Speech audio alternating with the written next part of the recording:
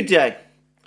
Today is the seventh day, by my reckoning, of Ukraine's counteroffensive, or I don't quite know, by the way, why it's called a counteroffensive. Offensive seems to be, to me, a more proper description of what is happening. But anyway, today is the seventh day, and I think the best place to start is with certain comments made by somebody who is presumably a lot better informed about what's going on than I am, and that is the President of Russia, Vladimir Putin. President Zelensky of Ukraine, by the way, has said very little about this offensive. Ukraine has so far as I'm aware, still not formally admitted that the offensive is underway at all, just as, by the way, and in parenthesis, they still have not acknowledged the fact that Bakhmut has fallen and been captured by the Russian military. President Zelensky did go on a tour of Kherson region to meet flood victims, which is a fully proper and appropriate act on his part, but one consequence is that he did again take him away from Kiev, even as these dramatic events that we see happening in Zaporozhye and southern Donbass continue to play out. And in the meantime, there has been an eerie silence from Ukraine's military leaders. General Zaluzhny, since that brief video that appeared of him about a week ago, it was a bit longer than that, all of 30 seconds, and Zaluzhny looking rather vacant and unfocused. Anyway, there's been essentially nothing more heard from him. General Syrskyi, the commander of the ground forces, same. He does issue occasional statements on his, we hear about these statements that he issues, but we haven't seen very much of him. And perhaps most mysterious of all, Kirill Budanov, the extremely vocal and voluble head of Ukraine's military intelligence agency, the GUR, he also seems to have disappeared from the scene. There's a certain amount of speculation, by the way, that he was hit in that attack on the headquarters of the GUR, or perhaps the bunker underneath it, I don't know which, that took place about 2 weeks ago. And for the record, since that attack, the Russians also claim that they've attacked another decision-making center in Kiev, as well as the headquarters of Ukrainian military intelligence, though they've not disclosed which one it is, and we don't really know very much about it. It does seem that it was an important location because on the night that it happened, Mayor Klitschko, the mayor of Kiev, for a certain period seemed to concentrate all Ukraine's emergency, or at least Kiev's emergency services, to deal with the problem in the area where this attack had happened. But we don't know what the attack was, and we're not very well informed about that. But anyway, all of these high Ukrainian officials, assuming that they're all alive and well, have been extremely quiet about what's happening on the battlefields, even though it's all over the media in Russia, now in the West too, by the way, and it's inconceivable that most people in Ukraine aren't at least to some extent familiar with what's going on the battlefields in southern Ukraine, or at least the areas that Ukraine claims to be southern Ukraine. Russia, of course, disagrees. But anyway, what did Putin say? He said this over the course of what appears to have been some kind of a conference. He was attending a conference, a meeting with the heads of government of the Commonwealth of Independent States and the Eurasian Economic Union. So presumably it happened in that context. But the Kremlin website has provided us with what appears to be a standalone answer to a standalone question. It doesn't seem to have emerged at a press conference, and we're not told who answered who asked the question that Putin is purportedly answering. It could be, perhaps some people know better, but it could be that this whole thing is staged, that this is all done in a sort of formal way, though there is, alongside the transcript of this discussion, a video of Putin speaking with microphones in front of him against a backdrop of what looks like the starry sky. And as I said, it's all connected, it seems, with this particular meeting. But anyway, what was the question and what was the answer? Question: there was a lot of news from the front yesterday, reported like good yesterday, and the Chief of the General Staff, we're reminded that that's General Gerasimov, and the Minister of Defense. Can we say that the Ukrainian counteroffensive has bogged down and we have managed to neutralize the offensive potential of the Kiev regime? So that was the question. And Putin says, now I need to switch abruptly from one topic to the other, but what can I say? Firstly, it can be stated with absolute certainty that this offensive has begun. This is evidenced by the use of strategic reserves of the Ukrainian army.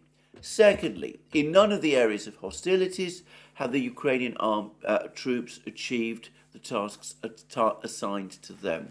This is an absolutely obvious thing. The fighting, as I have said, is intense for 5 days. For example, yesterday and the day before yesterday, for the previous 2 days, there was very intense fighting and the enemy was not successful in any of the sectors. All this is achieved thanks to the courage and heroism of our soldiers, the correct organisation, the correct command and control of the troops, and the high efficiency of Russian weapons, especially modern weapons. Yes, we still do not have enough of these modern weapons, but the defence industry, the country's military-industrial complex, is developing rapidly, and I am sure that all the tasks facing the defence industry will, of course, be solved. There is an intensive increase in the production of modern types of weapons. Over these days, we are seeing significant losses of the troops of the Ukrainian regime. It is known that during offensive operations, losses of about 3-1 are classic. But in this case, it significantly exceeds the classical parameters. I won't reproduce these figures now, but they are impressive. I want to note that the tragedy is due to the events that took place in previous years, and the responsibility for this tragedy lies entirely with the current Kiev regime, whose primary source of power is the coup d'etat that took place in Ukraine in 2014. As for the fact that the offensive has bogged down, no, in any case, it can certainly be stated that all counter-offensive attempts made so far have failed. But the offensive potential of the troops of the Kiev regime is still preserved. I presume that Russia's military leadership realistically assesses the current situation and will proceed from these realities in building our actions in the future. Thank you. So that's what Putin says. He's not actually telling us very much. It'd be astonishing if he did, but he's telling us that, yes, the offensive is definitely underway. Ukraine is deploying some of its best troops, some of its operational reserves to this offensive, that the Ukrainians have suffered heavy losses. He says that the ratio of attackers to defenders that absorb casualties in a offensive is classically 3-1. In other words, 3 dead or wounded attackers for every 1 wounded or dead defender. But he says that in this particular instance, the indicators, these parameters have been significantly increased. So Ukrainian losses are very much higher than Russian losses. He goes out of his way once again to say that it is Kiev that bears the blame for this, because their previous actions, their failure, for example, to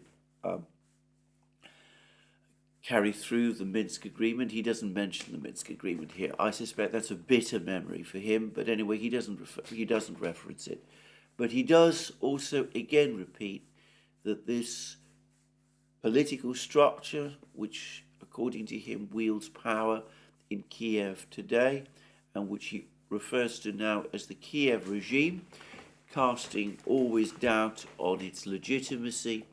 He says that its primary source of power is the coup d'etat, which took place in Ukraine in 2014. Now, of course, Putin didn't always talk like this. When he had meetings with President Poroshenko of Ukraine in 2014, as I remember, he appeared to accept Poroshenko's legitimacy, and at that time, as I recall, they were even speaking to each other on the telephone, and continued to do so for a while thereafter. And Kremlin readouts at that time actually identified Poroshenko as the president of Ukraine. But since then, Putin has hardened his views, and now, as far as he's concerned, it's a Kiev regime. It lacks legitimacy. It gained power illegally through a coup. And he says, no, despite all the losses, the offensive is not over. It's not yet been quelled. Ukraine continues to have offensive potential. In fact, there's been lots of reports that Ukraine is gathering new forces to launch new attacks. But for the moment, the situation is going Russia's way. And that's what Putin tells us. Is he right? Well, I have to say the British Defence Ministry begs to differ a little. According to their accounts, Ukraine is suffering losses, certainly, but is nonetheless making some progress in a few places, and it says that Russian military performance has been mixed. Some Russian military units have performed very well, others less so, and have retreated in some disorder. I have to say straight away that I do not know where the British Ministry of Defence is getting this information from. Perhaps someone in Kiev is telling them this. Perhaps it's someone in Washington. I don't know. Because nothing that I have seen from the information that I'm getting from the various sites that follow the fighting closely confirms any of this picture that the British Ministry of Defence is giving. On the contrary, they all seem in accord with the accounts that Putin is giving. I would add that even Yevgeny Prigozhin, who never ceases to make every conceivable kind of criticism of the Russian military and, of course, the High Command of the Russian Defense Ministry, he's now published in Russia a congratulatory message congratulating the troops of the 58th Army who are defending the lines in Ukraine for their successful defense. And that seems to me to be essentially what we see on the battlefronts, at least up to this point. Now, of course, let me reiterate again, this is an extremely dynamic, very fluid situation.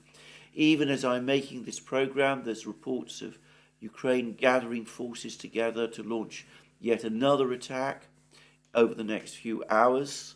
There were attacks all last night. As I said, at the moment of making this video, there is a lull, but it is a certainty that by the time you watch this video, Ukraine will be on the attack again, and it could be that this time they're more successful. But up to this point, they have not been. And in fact, they are suffering significant losses. And we're now getting lots and lots of pictures and videos, and we see the fields, the open fields, the steppe land of this region littered with the carcasses of burnt out Ukrainian military vehicles, tanks, infantry fighting vehicles, armoured personnel carriers, mine clearance vehicles, and those sort of things. And those people who are able to assess these photographs better than myself are all saying essentially the same thing, that these are the most advanced vehicles that have been supplied to Ukraine by the West up to now. Several of the tanks that have been destroyed, most estimates guess that last night it was around 6 of these tanks that were destroyed. The Russians claim it was more like 35 tanks in total, but at least 6 of them were the most advanced variant of the Leopard 2 tank. And the Leopard 2 tanks have indeed been destroyed in the fighting in Ukraine. That is now indisputable. There are lots of pictures of them. Obviously, some of them may be pictures of the same tanks, but those who, as I said, have the ability to read and survey the pictures properly are able to identify specific tanks, I think, with a fair degree of accuracy. And it's been suggested that some of these tanks have been destroyed in Russian-controlled parts of the battlefront. They were trying to advance on Russian positions. The Ukrainians had to pull back. So these carcasses of these burnt-out tanks and other armoured vehicles are in areas controlled by the Russians. So it is, at least in theory, possible that they could be dragged away and pulled back to Moscow for examination and perhaps ultimately for display. I would have thought that in the middle of this incredibly intense fighting, soldiers have more important things to do than things like that. But anyway, that's, I suppose, a possibility eventually. And alongside these Leopard 2 tanks, which have been destroyed, and the general consensus now is that Ukraine has lost something like 14, perhaps more, of these Leopard 2s. That really depends very much, the total number really depends very much on whether the Russians really did knock out 8 Leopard 2 tanks, as they claim on Sunday. Most people are skeptical about that claim. But anyway, to reiterate, Ukraine probably started this battle with around 60 Leopard 2s. It's likely that around 14, 15 have been destroyed. Well, you can do the maths. Perhaps a fifth to a quarter of Ukraine's relatively small fleet of Leopard 2s has been destroyed. And it does seem, as I said, that disproportionately amongst the Leopard 2s that have been destroyed is the most advanced variant.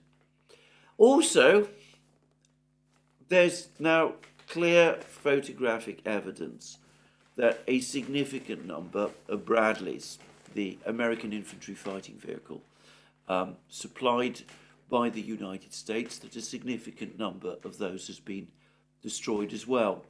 I'm not going to try and guess numbers.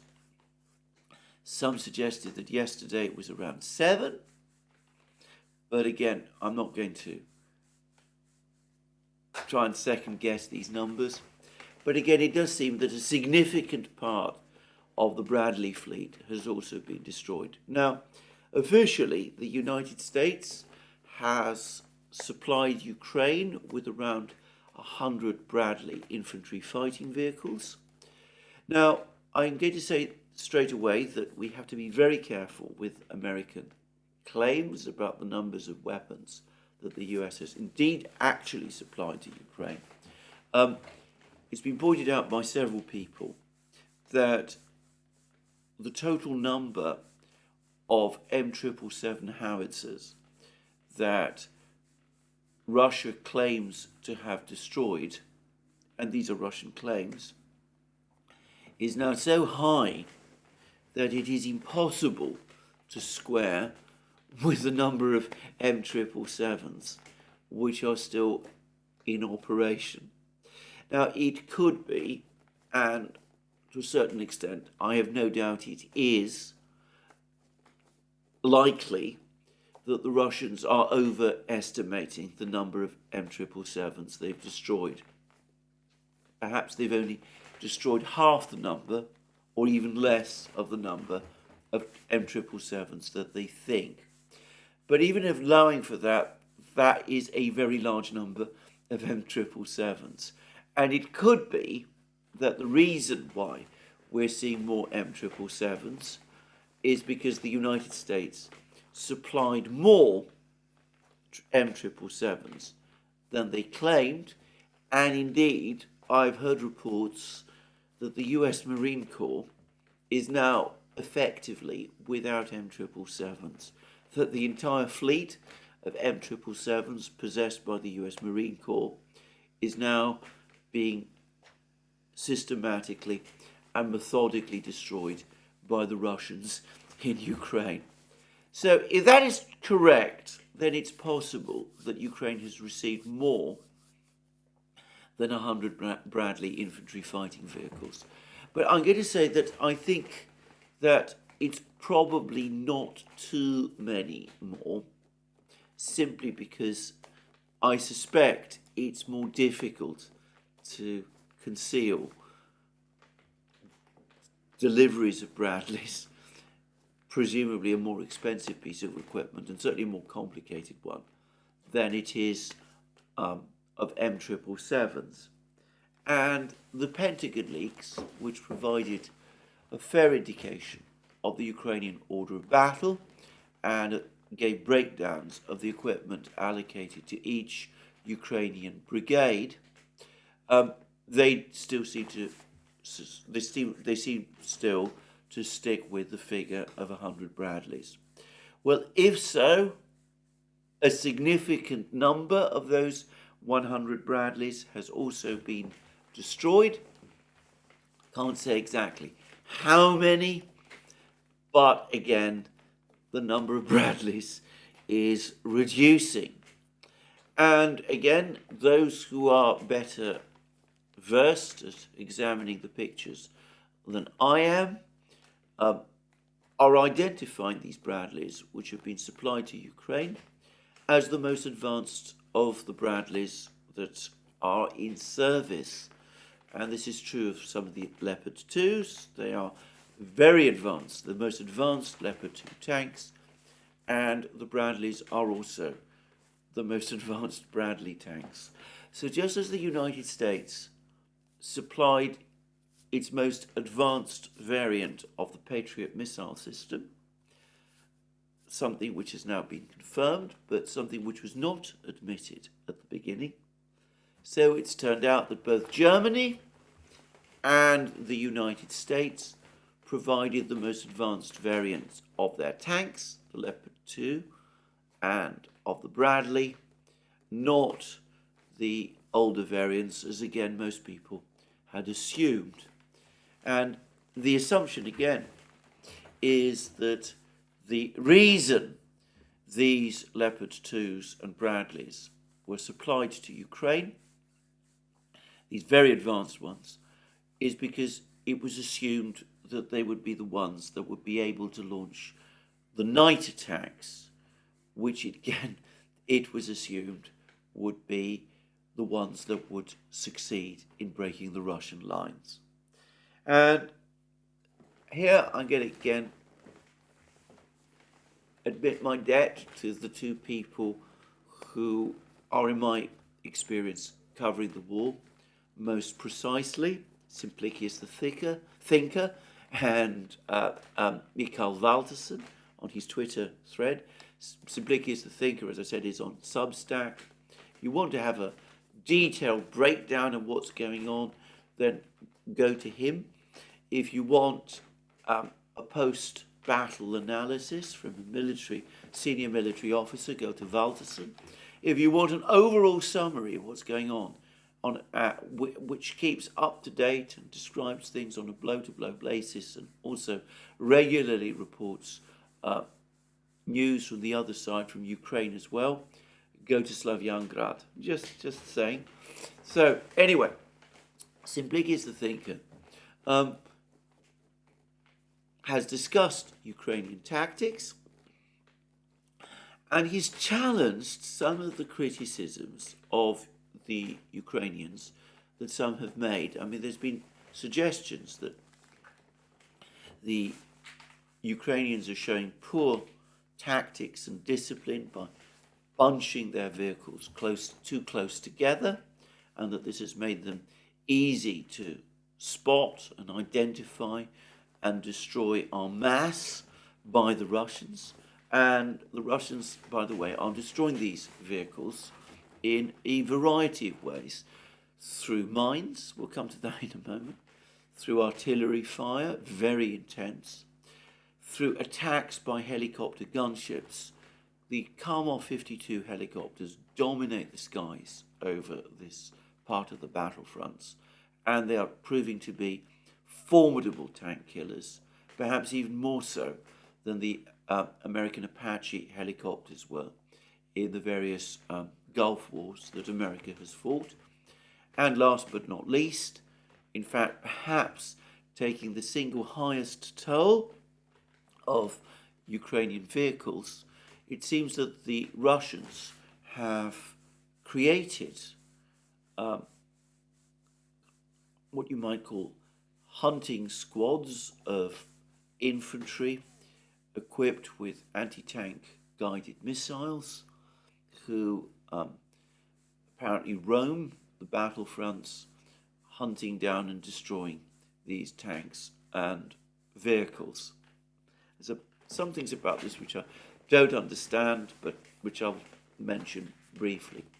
Anyway, Simplikis the thinker gives his own reasons as to why, in fact, the Ukrainians have no realistic choice but to bunch their units, their armour, in the way that they're doing. And he said that what has happened is that Ukraine and its Western backers made three assumptions going into this offensive which are proving to be wrong.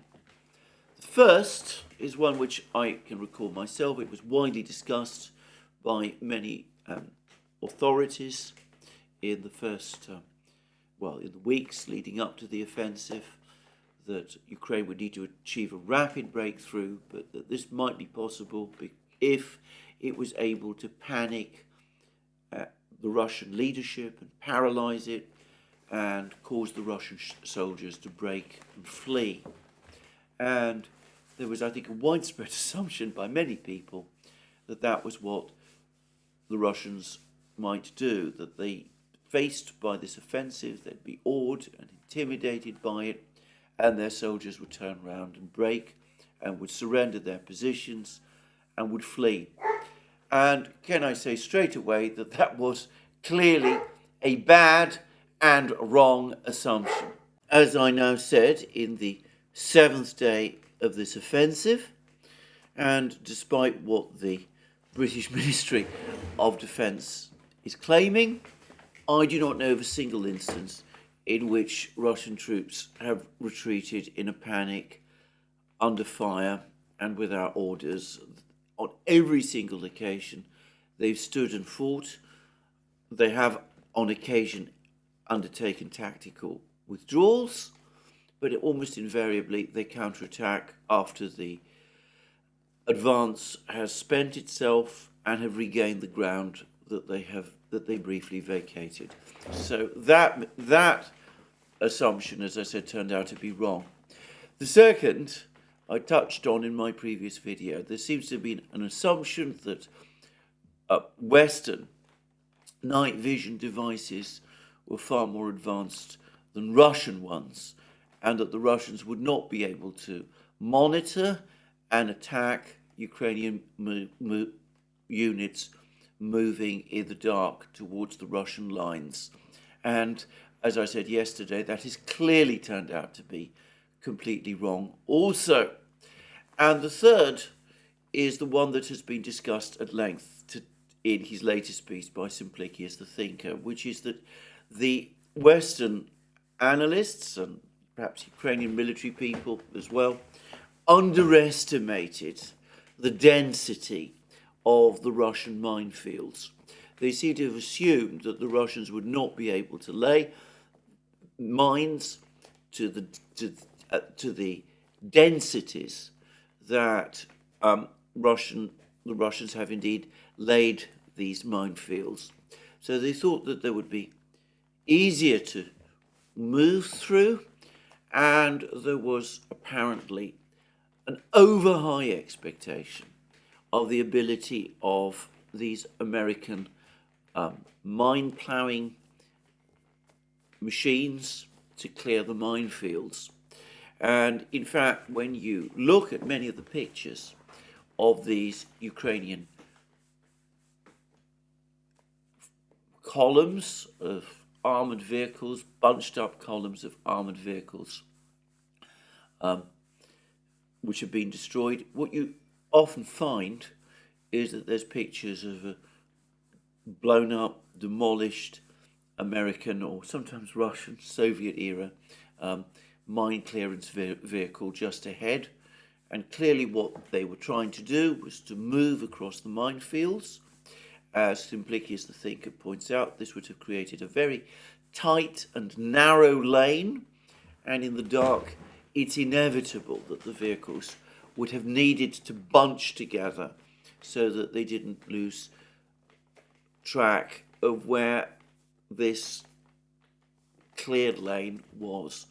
And of course that has created this bunching, which has made for easy targets for the Russian helicopter gunships and the Russian troops with their anti-tank missiles, and of course the Russian artillery, all of them to pick off. Now, it has to be said, it is not all one way. It never is in any battle. And one is getting reports that the Russians are taking casualties themselves. Indeed, Putin acknowledged as much. But again, what I'm hearing from the various reports I'm reading is that most of the Russian soldiers who have been killed up to now have not been killed in direct engagements with Ukrainian troops. Rather, they have been killed as a result of the heavy shelling that Ukraine has launched on the various positions that the Russians occupy. And in particular, there's been some suggestions that the number of HIMARS missiles that have been launched at Russian positions alongside this offensive has been exceptionally dense, exceptionally heavy. In other words, the Ukrainians have been stocking up HIMARS missiles, as many people expected, for use in this offensive, and some of them definitely are getting through. By the way, I read a report, I think it was on Slavyangrad, that the Russians claim that they're now intercepting and destroying 75% of HIMARS missiles in flight. And of course, we've had multiple reports that the GPS signals of these HIMARS missiles are being jammed, at least to some extent, by the Russians, and that this is affecting their accuracy.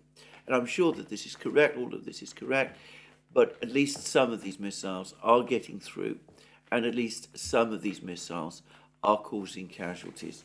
By the way, I would add that in the same report, it said that the Russians claim to be only shooting down roughly 10% of British Storm Shadow missiles.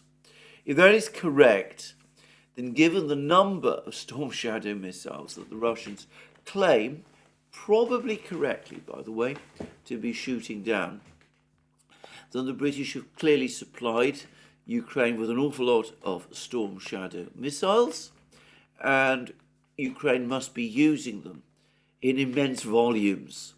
And one does wonder for how long it can continue doing so, given that the supply of these things is finite. Anyway, there we go. That is the story up to now on the battlefronts. It is not the only thing that is happening in Ukraine. There have been, by the way, more attacks by the Ukrainian military in other places. They're still trying to achieve some kind of breakthrough in the Bakhmut area. I don't know whether their plan is to actually try to recapture Bakhmut, Artyomovsk as it now is, but it does seem as if there's still quite a lot of fighting going on along there. Sometimes it seems Ukraine makes some gains. In other places, the Russians counterattack. But anyway, there doesn't seem to be any decisive outcome there either. And of course, there's also fighting in Avdiivka, though again, without much indication of any great Ukrainian gains. In fact, if anything, the opposite. And of course, the Russians are still continuing to push forward gradually, incrementally around Kupiansk. One thing I'm going to say about this is that, of course, if Simplicius the thinker is right, if it is indeed the case that the minefields make it very all but impossible for Ukraine to advance rapidly without experiencing enormous losses, then that explains to a very great extent the incremental approach the Russians, for their part, have been taking. They obviously do not want to absorb casualties at anything like the levels that the Ukrainians do. So they have to edge forward gradually, methodically, clearing the minefields properly before they advance. And that, of course, severely slows down the tempo. Anyway, the other thing that has been happening over the last 24 hours is that the Russian Air Force and the Russian missile forces, by the way, they all come under the same umbrella, the Russian aerospace forces, have been hammering away at Ukraine relentlessly. Now, I've discussed in many videos, especially those preceding the start of this Ukrainian offensive, the fact that the Russians have been launching an air and missile offensive over Ukraine for a very long time, for several weeks now. That continues unabated, and it's clear that the primary target for many of these attacks are Ukrainian warehouses, where Ukraine has placed its stocks, its reserve stocks of ammunition and missiles and whatever, the kind of things that it needs in order to continue the war. And this is, as I recall, very much the pattern of what the Russians did over the course of the Syrian conflict. During the siege of Aleppo, for example, in 2016 and 2017, the Russian Air Force, interestingly enough, was not concentrating on attacking the front lines of the jihadi fighters that were fighting close to Aleppo in Syria.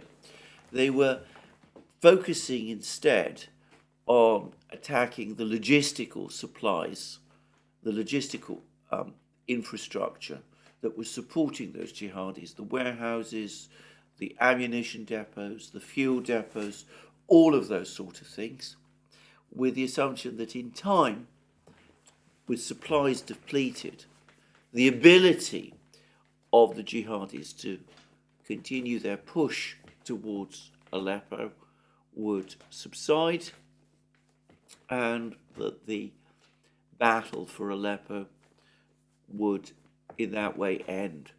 And by the way, that is essentially what happened. In the end, this significant force, around 30,000 insurgent fighters that was attempting to besiege Aleppo in 2016, 2017, it was defeated by a much smaller Syrian regular army force, largely because under the weight of the Russian bombing campaign, it eventually ran out of supplies, ammunition, and all those sort of things. And that seems to be the way in which the Russians operate. I would add that, again, to the best of my recollection, the military officer who was in Syria at that time and who was supervising the Russian air campaign was General Surovikin. And of course, General Surovikin is now in overall charge of Russia's aerospace forces, and he seems to be following the same script that he used successfully in Syria. One thing, again, it's impossible not to notice, is the relative absence now of Ukrainian air defences. It is clear that the Russian missile and air campaign of the autumn and winter and spring has indeed achieved that severe depletion of Ukraine's air defences that has been much talked about. And the United States has now announced another big package of support for Ukraine, around $2 billion worth. But as Bloomberg is pointing out, nearly all of the items listed are items that are going to have to be bought from manufacturers by the US authorities and have to be manufactured before they can be sent to Ukraine, and that could take years. So this Russian air campaign is obviously part of the Russian defense.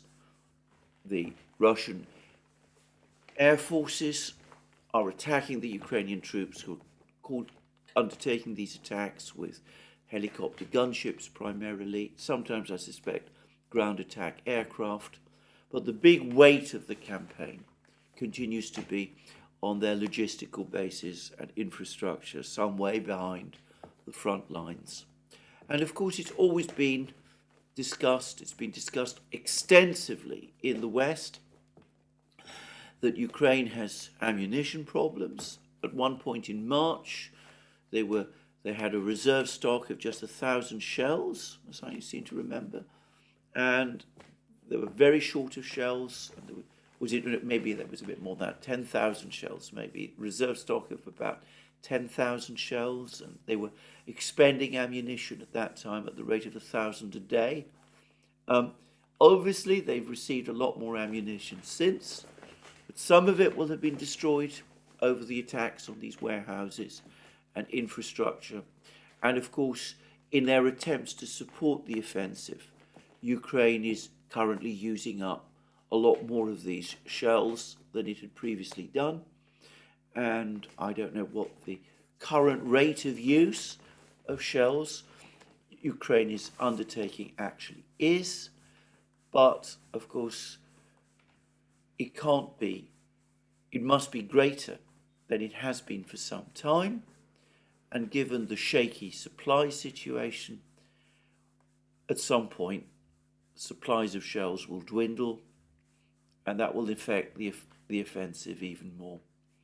Now, the Russians, for the moment, seem to be content to absorb the blow. We will see when this offensive runs its course, whether the Russians consider taking any offensive steps. And here perhaps I should say that there's been some more information about the causes of the Novaya Kakhovka dam explosion. Now, I've had a number of people writing to me, very well informed, very experienced people, and they've all given force to this theory that the Novaya Kakhovka dam disaster was not a planned event, but was the product of the poor maintenance by the dam over many years, the enormous water pressure that had piled up in the reservoir, and perhaps the incremental damage done by the continuous Ukrainian shelling of the dam. Now, I think those theories have taken something of a knock for the moment. It's all still very circumstantial, and one mustn't push this too far. But they've taken something of a knock by reports that seismic stations have apparently been able to detect a large explosion coming from the Novaya Kakhovka dam area.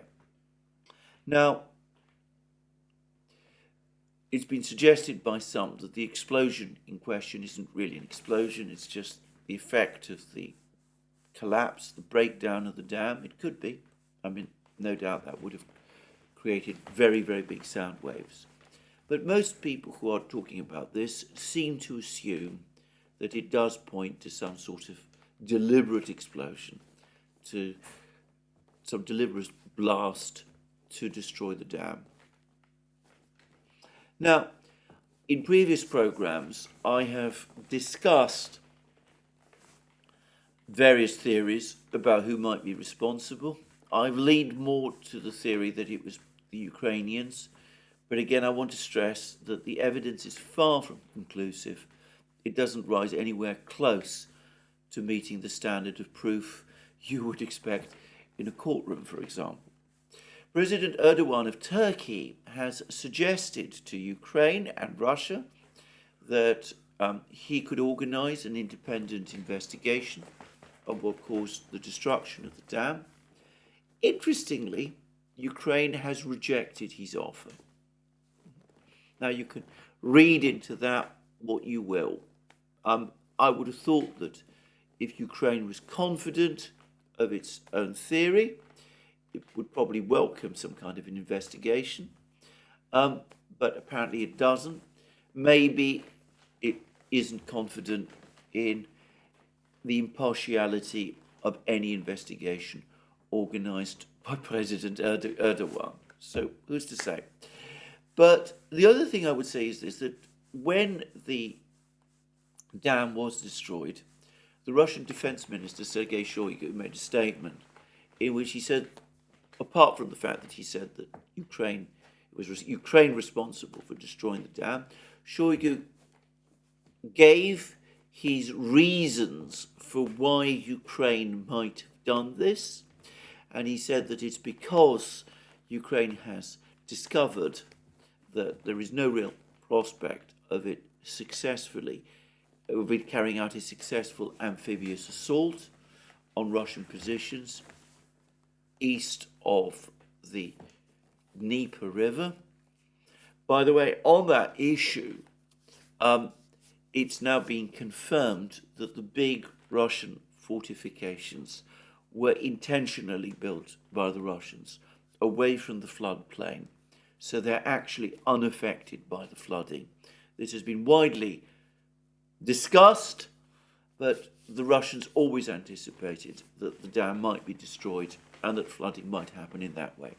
Anyway, Shoigu suggested that the reason was that the Ukrainians had basically given up on the idea of trying to launch an amphibious assault across the Dnieper into the eastern part of Kherson region, which is controlled by Russia, and so they've decided to redeploy their forces from Kherson region to Zaporozhye to participate directly in the ongoing offensive that Ukraine is currently undertaking. And what is interesting is that this theory that Shoigu floated does appear to be becoming fact. There's now multiple reports that speak of Ukrainian troops leaving Kherson region. There's a general evacuation of the Ukrainian army from Kherson region to redeploy eastward in Zaporozhye. Now, Vladimir Rogov, who is an official of the Zaporozhye regional government, spoke about 10,000 men being involved. It seems the numbers are greater. Sometimes they've been put as high as 30,000.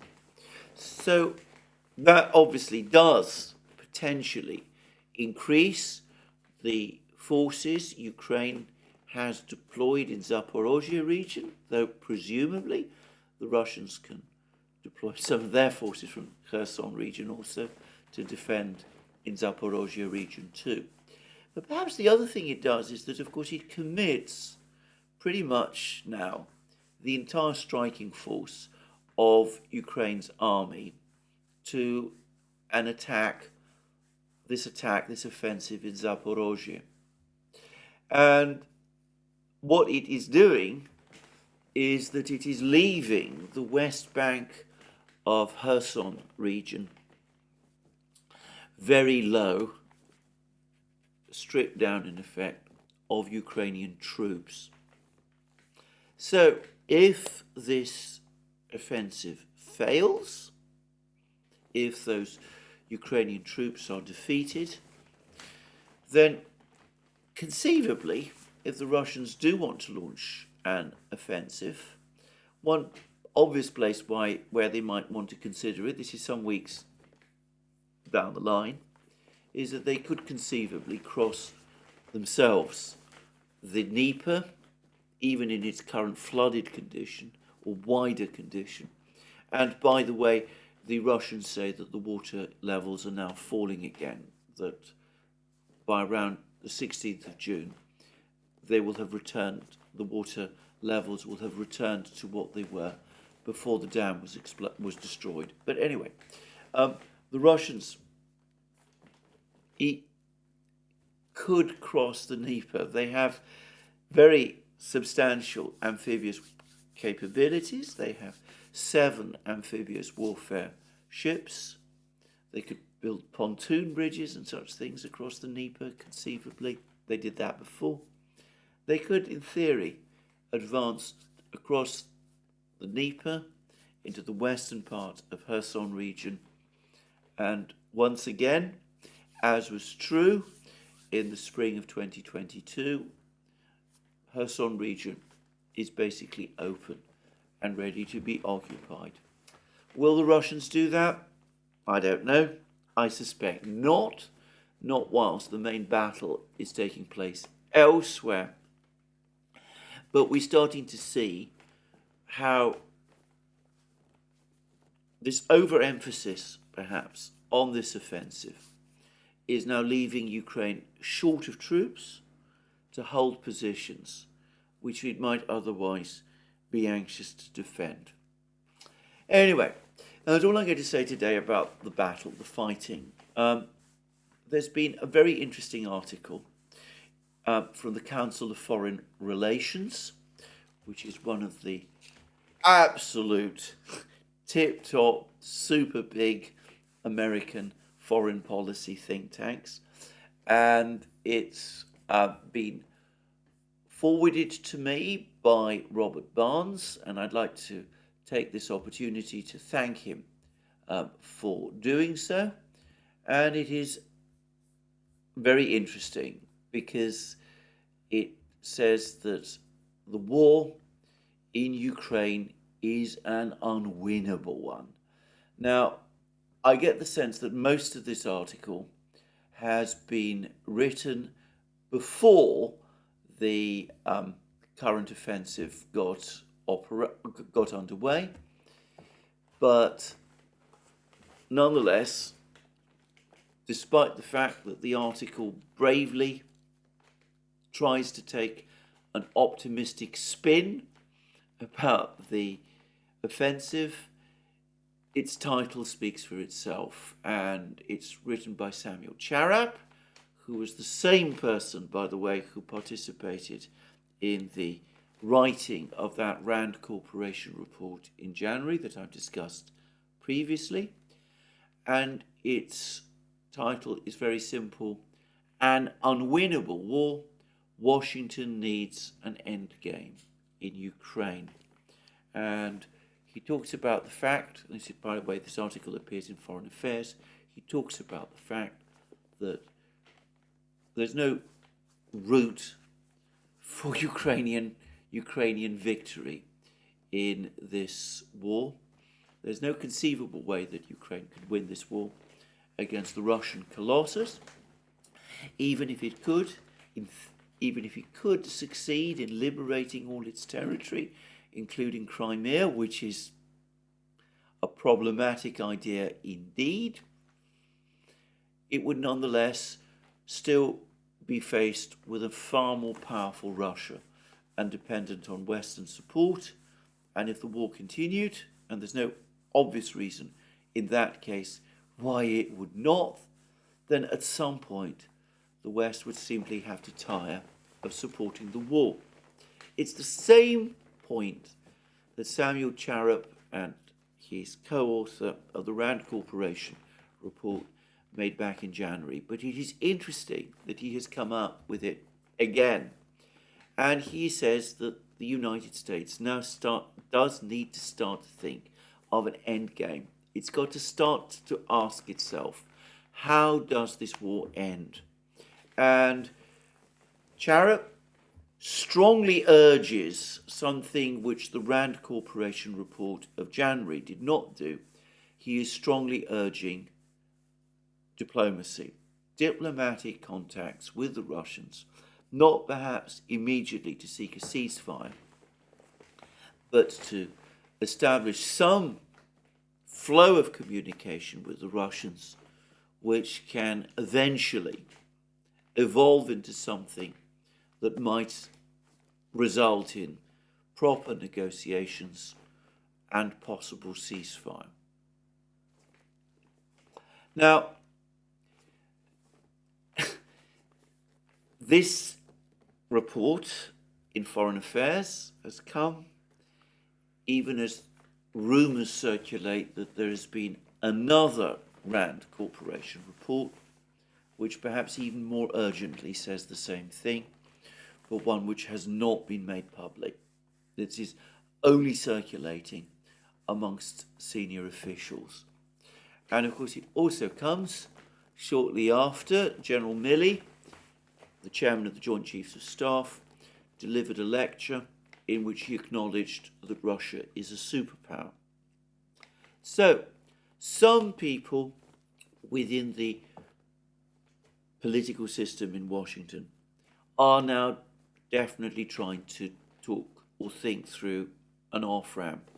I discussed yesterday the ideas that the hardline faction had, this latest idea which I attribute to them rather than to its supposed promoter, Anders Fogh Rasmussen, the former Danish Prime Minister and NATO Secretary General, which is to deploy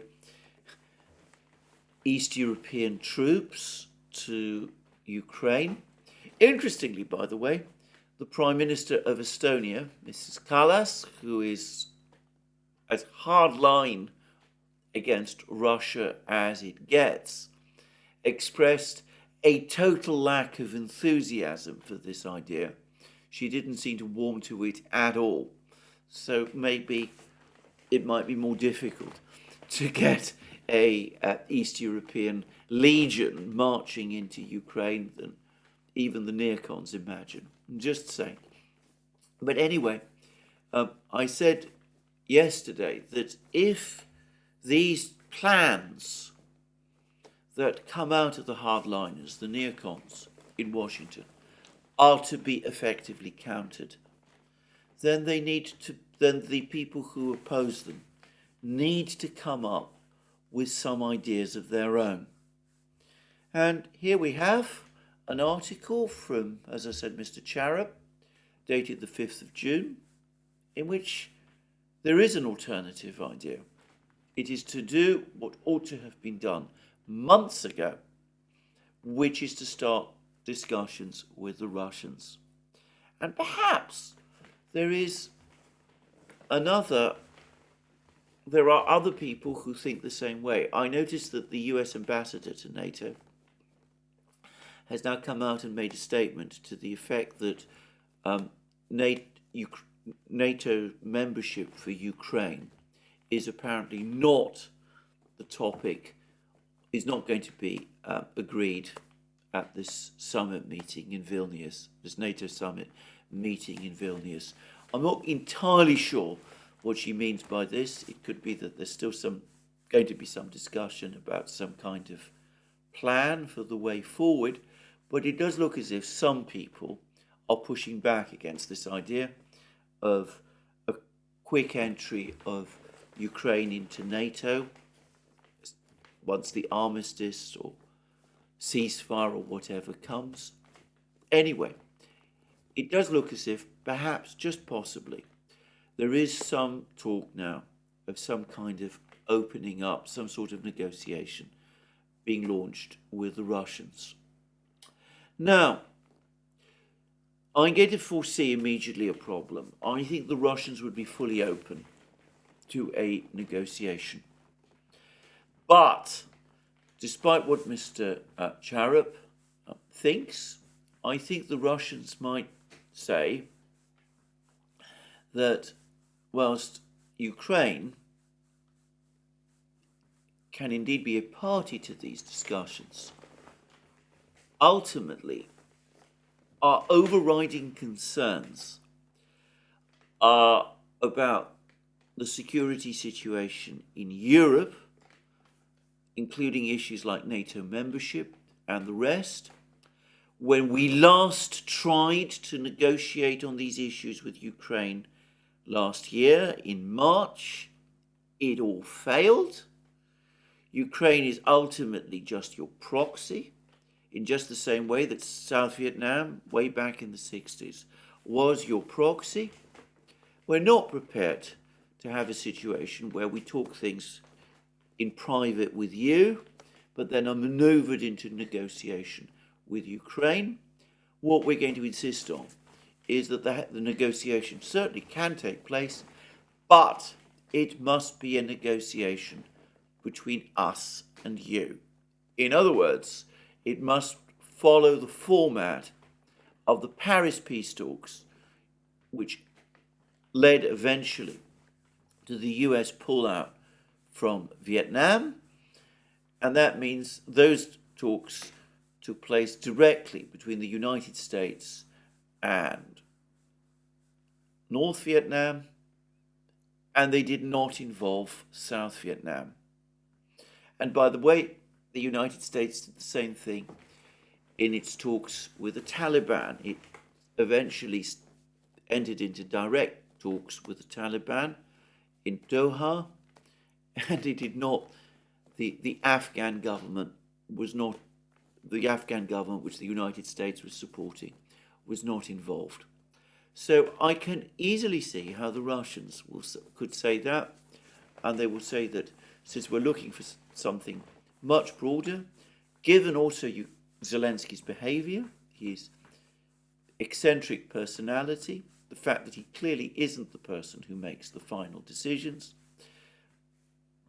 we can only negotiate a settlement of this peace with you. No other negotiation has any prospect of success, and that is what must be done. Now, that will be a very difficult pill for the Americans to swallow, for the US to swallow, because, of course, it would bring the whole discussion back to the point where the Russians initially wanted it, which is a discussion about the general security picture in Europe. Back in December 2021, the Russians proposed 2 draft treaties. The United States entered into perfunctory discussions with the Russians over those treaties, but showed no real interest in pursuing them. If we have a situation like the one we see in Ukraine at the present time, with the United States indeed looking for some kind of an off-ramp, the Russians could insist, as part of a direct negotiation with the United States, that we revisit the issues laid out in those 2 draft treaties.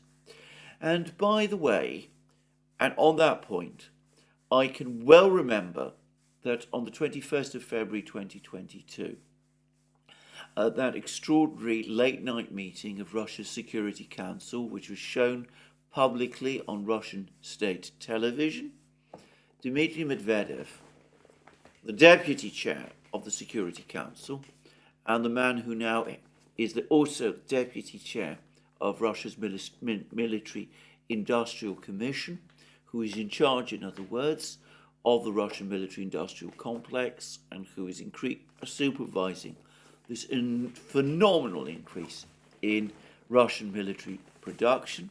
And the man also, by the way, who has, over the last year and a half, set himself out as Russia's most hardline hawk Anyway, Medvedev actually said that as a result of the war, well, as a result of the recognition of the two Donbass republics, and obviously, though he didn't quite say this, the war which would inevitably come, that was much more likely than anything else to get the Western powers finally to take the question of the points set out in those two treaties seriously. So we can see how, I don't want to suggest this is some sort of complex chess game and that the Russians game planned this from the outset, but we can see how Medvedev's comments at that Security Council meeting might eventually come true if Charip's advice is followed, and could start to appear prescient. Well, despite all the difficulties, I think the United States needs to do what Mr. Charip said. I've said this all along. I said this back when those two draft treaties were proposed. There was nothing in those two draft treaties that affected the core interests of the United States or its allies. They could have agreed to those treaties, and the peace of Europe and of the world would have been secured, and it would certainly not have amounted to any kind of capitulation. And the same is true still. The United States refused to negotiate over these treaties because it felt no need to do so. It assumed either that the Russians were bluffing, or that if there was a war in Ukraine, that Russia would collapse in a heap under the weight of the sanctions which would be imposed. We are now in a completely different situation. The offensive is not going well. Russia's economy is growing. Elvira Nabiullina, the chair of the Russian Central Bank, has now said that Russia will have completely recovered from the contraction, the 2022 contraction, by 2024. Might even do that faster than that. Anyway,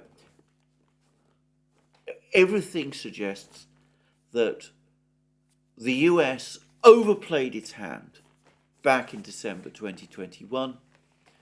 And as I said, if things could be agreed along the lines of what was set out in those treaties, the United States can actually relax about Europe. It will not be facing a tense situation in Europe, and it can focus instead on other matters, primarily internal ones. Will the Americans do this? As I said, I would have thought it would still require a lot of persuasion. And of course, the Blinken, Nuland, Sullivan axis would probably resist it. But anyway, it's a proposal. It's a plan. We'll see how far it goes. In the meantime, I would just quickly say that if there was an agreement along the lines of the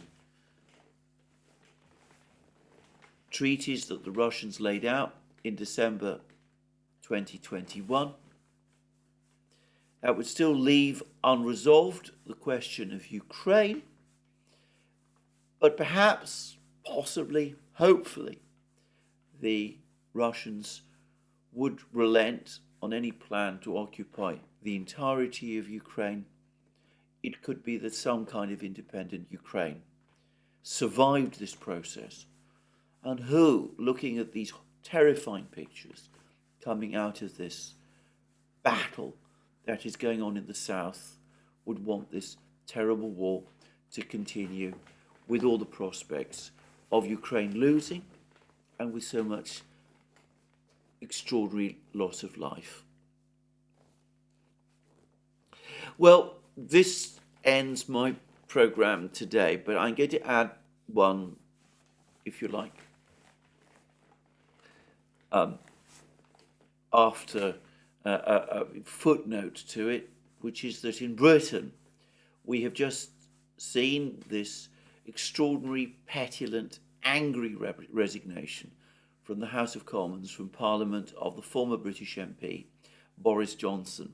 Now, you read his statement, he's absolutely furious about what has happened. He is angry that he's been criticised over his personal conduct during the time of the so-called Partygate scandals, the parties that were taking place whilst Britain was in lockdown during the pandemic.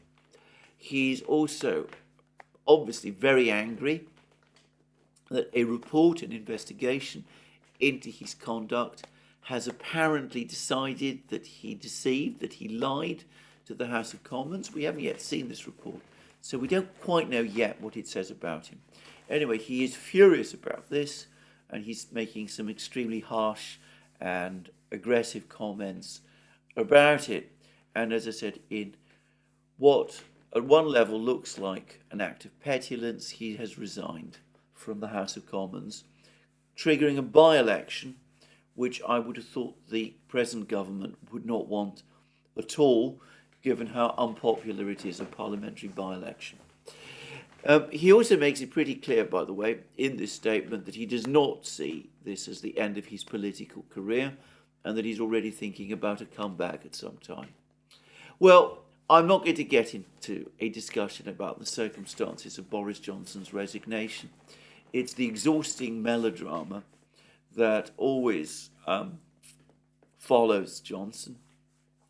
I'm going to also say straight away that I find it very difficult to talk about Boris Johnson because my feelings about him are so strong that I worry that when I do, they will come across rather too obviously and will also, at least to some extent, perhaps affect my judgment about him. What I'm going to say about Johnson is this: he is actually, in spite of everything, despite what many people say, an intelligent man, a very intelligent man, and a individual who possesses, to a very high level, political skills. He is politically ruthless. He is also extremely articulate when he wants to be. He is much more articulate than practically everybody else in today's House of Commons. And he is a colourful and vivid personality. But it also seems to me that his skills are in some sort of way incomplete. He starts things, but he never brings them to any sort of satisfactory conclusion. So he's probably a person who played a central role in engineering Brexit, less through the role he played in the Brexit referendum, and more through his success in winning the very difficult parliamentary battles that at one point seemed to derail Brexit, seemed on the brink of derailing Brexit entirely.